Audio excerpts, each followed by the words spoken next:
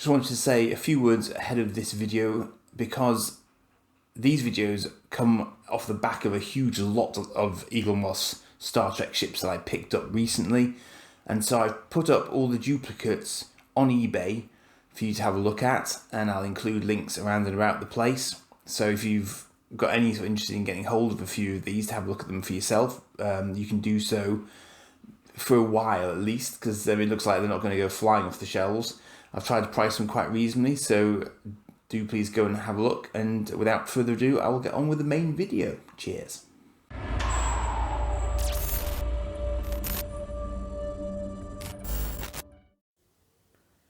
So this is a Cardassian ship that appeared in Deep Space Nine, apparently as early as Season 2. I have absolutely no recollection of it appearing that early at all. But then I saw Deep Space Nine in a very sort of piecemeal fashion, because I think I actually saw it off VHS tapes because I didn't have Sky. So, it doesn't really surprise me. I do remember it from the Dominion War, because I remember sort of squadrons of these being used up against sort of Federation attack fighters and that sort of thing as a sort of shield for the larger Galore class of warships. But this is quite funny because a chunk of this magazine is devoted to the fact that people didn't actually know who came up with the Hideki class in the first place, which is entertaining. And in fact, even in the lore of the series itself, there doesn't seem to be a very consistent use of its scale. So by that I mean that at some points it might be this 85 metres that's quoted on the front here, but at other times it was described as being more shuttle size with a much lower crew complement. So the original crew, it's saying 30 approximate, which might be an indication of that issue. But you might be aware that, like Klingon Bird of Preys, there's a Burrell and a Cavort class of Bird of Prey. They look basically identical, but they're two very different sized ships. And there seems to be that sort of slight question mark with the Hideki as well, except that we don't have any details on there being two distinct subclasses of it. It's just the Hideki class, big and little. So that's all we really have. And the idea was that, like the Galores, this would probably work in a sort of squadron kind of scenario, because independently it wasn't massively well defended, it wasn't massively powerful, although apparently it does have kind of Galore class disruptors. So it was used mainly for sort of border defence, and then in the Dominion War obviously as more of a sort of a joint fleet attack ship in concert with Galore class ships. But it's quite fast, it's warp 9.5, so speed was definitely on its side, but it's unclear how well defended it was.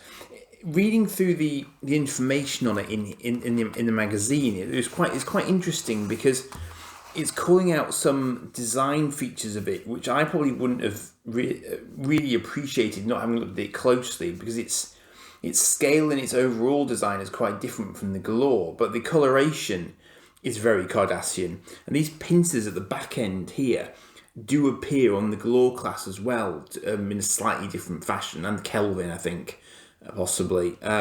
So there is that element to it, and even the front sort of delta sort of shape is not dissimilar to a Galore class.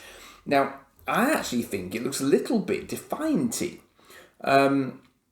And I say that because it's got this overall sort of sweep going over the top of it, and it's got this sort of central bridge module, which is not dissimilar to what the Defiant has, actually.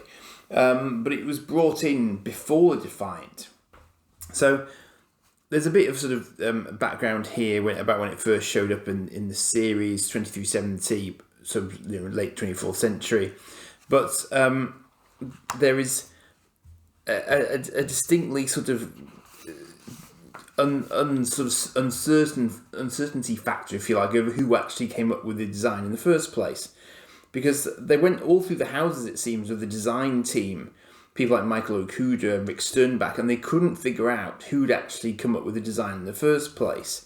So we see this turning up in a few places, and Major Kira actually borrows a little Hideki at one point to infiltrate a Dominion facility to pinch a Jem'Hadar attack ship that's had the Breen energy disruptor fitted to it. So you can see here that it's a very, very sort of thin, narrow ship, whereas the Galore has a sort of a bulkier segment down the bottom. But it's got a sort of main bridge, disruptors at the front, one aft disruptor, I believe, as well. Warp core, so fairly sort of standard stuff. But apparently being in service with the Cardassian. How do the Cardassians define their grouping? Alliance, something like that. But anyway, it's obviously been around for a while. But it's just not something that we have a great deal of information about, it seems. And this is the original sketch, and they think it's Jim Martin that designed it. But this was this sort of this big question mark. So all of these following pages are just trying to figure out who actually did it, which is funny. So yeah, we've got a call to arms there. They were used to assault Deep Space Nine, and that's the sort of Galore class disruptor being fired from the front of it there. So they were obviously quite sort of fairly sort of capable, but they were probably quite brittle. I think they're kind of like glass cannons. This is interesting. This is showing how they'd use it in motion control because there was a physical model made because of how early in Deep Space Nine it was brought in. It got the CG treatment later, but initially it was a physical model. And then we've just got various sort of sketches here about sort of how Deep Space Nine was brought into being, and it is interesting because the Cardassians do have a very, very clear design dynamic to them and their weapons and all that sort of good stuff. And I as with most things with Trek, there's obviously a lot of thought and really good production values gone into that sort of thing. So I don't dislike anything Cardassian at all. I think it's all very, very consistent, and it needed to be because obviously we do see a lot of Cardassian detail on Deep Space Nine because they hadn't really been massively introduced in the Next Generation. They used to wear a lot of sort of body armor and stuff like that, and we'd seen the Galores quite early doors, but they were never particularly powerful. And apparently, part of the lore is perhaps that once they joined the Dominion, they got a bit of a sort of a tech upgrade courtesy of the Dominion, and their ships became more powerful at that point. But nevertheless, the Hideki was really just a kind of it was probably the shuttle variant was probably only like runabout size, but the Hideki larger variant was probably larger than runabout size. So that's the sort of the sort of relative sizes you're talking about there. So let's have a look at the model.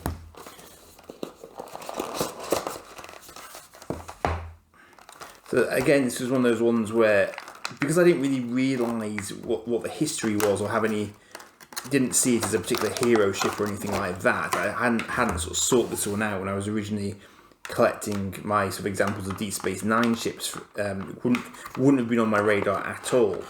That's nice and solid. That's one of the sort of ships that I really like in the hand. Maybe because it's a bit earlier, I don't know, but that's really heavy, which I always think is a good thing because it just means that they're less prone to having bits snap off them.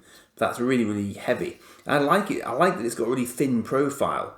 Because if you were trying to hit that head on, you'd be struggling because it's there's just so little of it to actually hit if it's coming straight at you, which is clever because most of the time you're probably doing a sort of a full frontal assault on an enemy ship, in which case you want your profile to be minimal. So I quite like that as conceptually. It's a bit random because I don't really know where I didn't really notice from the diagrams where the warp nacelles are supposed to be, possibly in here, I suspect. Because I was just thinking that the Federation runabout and even the Romulan ships actually of that size tend to have very, very sort of obvious warp nacelles, so you can immediately see where they're getting their sort of warp speed ability from. I didn't check to see how this fits on, but I'm assuming it's on the widest part of it, which will be around about here. I would think, although actually, So the funny thing about Eaglemoss models, they don't always fit on where you think they're going to fit on.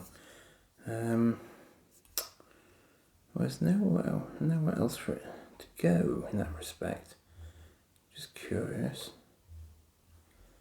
Well,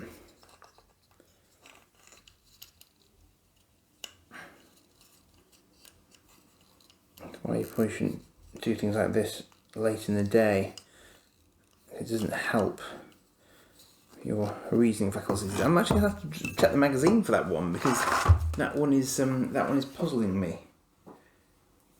So it is supposed to go in where I've been doing it, but at something of an angle. I think it looks like I'm probably trying to put it in too flat.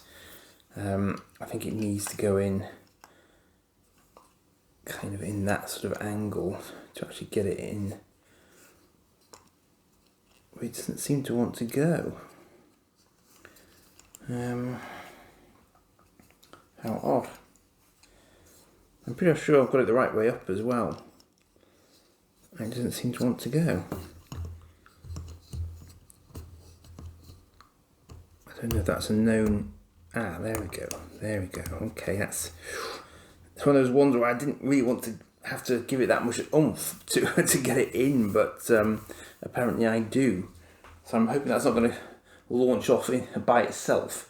But there you are, the Hideki class Cardassian shuttle or attack ship, however you want to categorize it for yourself, I guess, given that we don't seem to have a huge amount of information about it. But that's it for that one. Still managing daily, just about, but if I don't get some in the bag tomorrow night, you might find there's a bit of a gap over the weekend. But if there is, I will join you again in the next week, and I don't have many more to go. So see you again. Cheers for now.